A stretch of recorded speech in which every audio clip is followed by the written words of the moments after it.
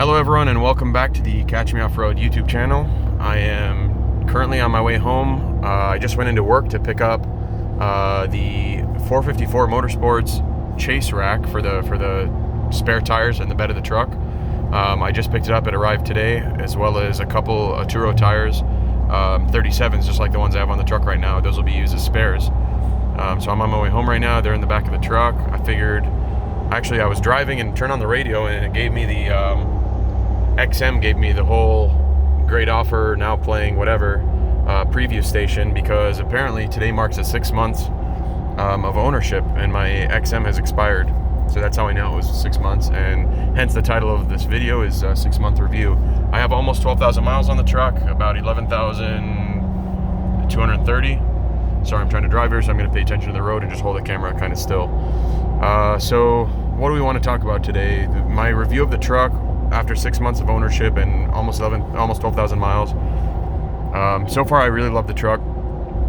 Just about everything about it is up to standard for what I think a high performance off-road truck should be, especially something in this price category.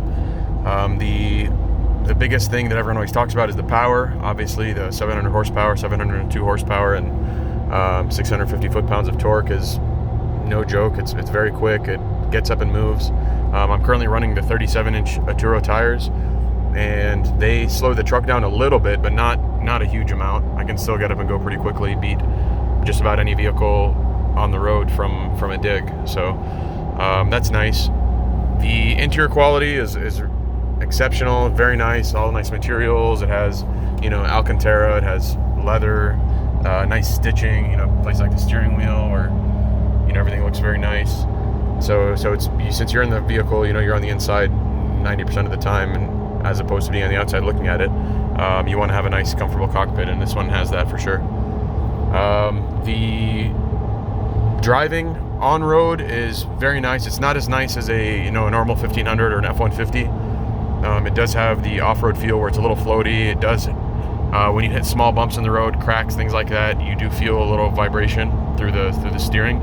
And it makes it a lot worse when you have offset, higher offset wheels and larger tires or stiffer tires, like the ones I have. It just rides a little rougher than it did from the factory. But overall, it's a very comfortable truck, very nice for road trips. You can probably hear my tires howling right now. They're a little loud, these Atturos. They're very aggressive mud tires, but they look kind of cool. Probably the negative things, well, let me keep talking about driving. Off-road, I've taken off-road many times. Love the truck off-road. It handles off-roading way better than my Gen 2 Raptor did. Part of the reason for that is the 5-link rear suspension, which is phenomenal off-road. It's very planted. The rear axle, very large Dana, is quite capable. I don't ever worry about it being, braking or anything like that. I beat on it pretty hard, especially in places like sand dunes where you can go over a lot of whoops and stuff, and you get a little bit of tail hop, and I just stay in the power all the time, don't have to worry about braking anything. The front end does push a little bit more than the Raptor does in turns. For example, if we were off-road right now and I came into this turn and slammed on my brakes and turned, it would want to keep going straight. It would have a tendency to push straight versus turning, like the Raptor did. The Raptor was a little more nimble and agile feeling. But you can change your driving habits to get around that. And what I mean by that is you brake a little earlier, and while you're in the turn, you can power through it, because this truck's all-wheel drive system is far superior to that of the Raptor in 4 auto mode, where it's always in 4-wheel drive or an all-wheel drive on this truck. It sends different percentages of power to the front versus the rear depending on what mode you're in.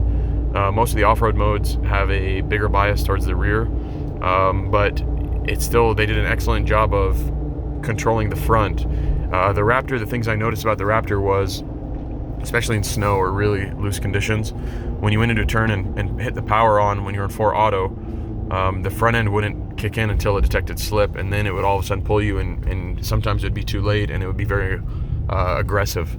This one is not violent at all. It's very smooth, and you always know you have power at the front, regardless of what mode you're in. There's always going to be at least 20% or 30% maybe, approximately, depending on what mode you're in, of the power going to the front. So I really like the all-wheel drive system. The shocks are amazing. Bottoming out off-road is much smoother than how it was in the Raptor. When you jump this thing and land on all four and bottom out all four corners, it's still a very smooth transition. It kind of soaks it up, and you don't really feel the rock bottom, the jarring that I felt in my Gen 2. Now, keep in mind, in my Gen 2, I had the early, 2017 version, which had the non-live valve shock. So the live valves were a little better. Still not, I don't think, as good as the Bilsteins that are in the TRX.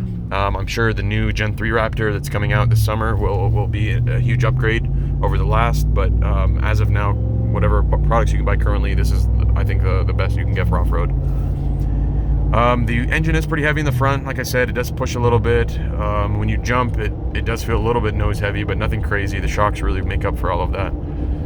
So that's kind of the bads. Also, the other bad thing I would say is the fuel mileage. So right now I was on the Woodward Dream Cruise last weekend, and I haven't really driven the truck since then, and it was a lot of idling, like 3 or 4 hours of idling, some burnouts, and going 5 miles per hour. So right now the display is showing 9.3. It's slowly coming up as I continue to drive. Generally, with the 37s on, I'm seeing around 11 to 11.5 miles per gallon, driving about normal like I am right now. Nothing crazy. I'll accelerate crazy every once in a while or floor it at a light. But for the most part, just 30, 40, 50% throttle, not grandpawing it around, just normal driving, in my opinion. So 11.5, sometimes 12. If you're back on the stock tires, you're probably seeing more like 12.5. So not great fuel economy compared to an EcoBoost competitor. But really liking the truck. Otherwise, I have the wrap on it, as you saw in the last video. You can kind of see it in the front. I have many accessories coming in. Some of them are in the back seat, some of them are at home. And one thing I did yesterday that I haven't shown yet, I guess I'll show it right now, is I've added the adaptive cruise control right here. My truck did not come with that package. So the nice thing is all the sensors are already on the truck that are required for that, other than these buttons right here, these 3. So I ordered this little part. It was like $45 from eBay. They sell, it's an official OEM Mopar part, but you just have to take the airbag out, which I did. It literally took 15 minutes to install. Pull the airbag out. There's a little bezel here. And actually, a gentleman by the name of, I believe, Tyler Potter, who is on YouTube, he made a really nice tutorial on how to take all this apart. So I just followed his step-by-step. So thank you for posting that. The last thing I have to do to make it work is to go to dealership, have them add the sales code. It's NHZP for those who are interested. And then I get to re-download or reconfigure the vehicle, which is basically reflashing it. So that's the last step I have to do. I'm going to head into a dealership probably in the next couple days and get that done. And then my adaptive cruise control should be active. So it's kind of a cheap way to add a very expensive option from the factory. I only paid $50 for it. What else can I talk about? The wrap. We're going to go off-roading this weekend. Myself and a few other friends from our Midwest Off-Road Expeditions group. We'll test out the wrap, see how it does. I'm actually swapping back to the 35-inch tires, the factory tires, any day now before we go out there, so I don't tear a fender off with these big 37s with, some offset to them. And I don't know if I should talk about it or not. I screwed up, and I'm trying to figure out what to do about it. I ordered, for the spare tires for my bed cage, I actually ordered 2 more 37-inch Atturo tires, like I said earlier. Well, the problem is, if I put those in as spares, normally when I'm off-roading, it's on the 35-inch stock tires, just because they're too large for these fenders. And so by adding 37s in the bed, if I get a flat out on the trails, I'll have to put a 37 on, and then I'm limited once again to and travel. So I'm not sure if I should instead order a couple 35-inch stock tires, or maybe order one, because I already have one spare under the truck that I was going to pull out. So write in the comments what you think I should do. If I should maintain the cool look with the 37s off-road and just rip a fender off, or if I should go back to the 35s and then put 35 spares in the bed too. Just let me know what you think. No one is making fiberglass fenders for the TRX yet, other than, I believe, Anderson Composites, and those are carbon fiber ones that are to be revealed at SEMA here soon, in the next few weeks. But otherwise, it's really Advanced Fiberglass, for example, has told me today that they will not be releasing plus 2s, plus 3s, plus whatevers until mid to late 2022, which is a year from now. So there's not really an option for going to 37s and maintaining everything else factory suspension wise. So just thought I'd give that update. So yeah, that's all I want to say. I don't want this video to get too long. I'm right at 10 minutes now. If you have any questions or want to know anything specific about the truck, hit me up in the comments. Otherwise, hope to have some new videos out here soon of me installing the Fouts front perch collars, the rear spacers that I made in the back, and then hopefully soon after well, within the next couple of months, receive the new ADD bumper, get the light bar put on, all the Baja Designs LP6s, and that'll look pretty cool. So stay tuned. Oh, one more thing. I'm dropping off the 454 Motorsports chase rack at a friend who's powder coating it this weekend. So on my way up to off-roading, he lives somewhere along the way, so I'm going to drop it off on my way out and have him powder coat it because I ordered it in raw so it doesn't get scratched up in transit. That's what was recommended to me by the guys at 454. So hopefully by within a week from now I'll have that back and I'll start installing it. But before then I might be installing the perch collars as well as the rear spacers to give me my 2-inch lift all around. So stay tuned. Let me know if you have any questions. Thanks for watching.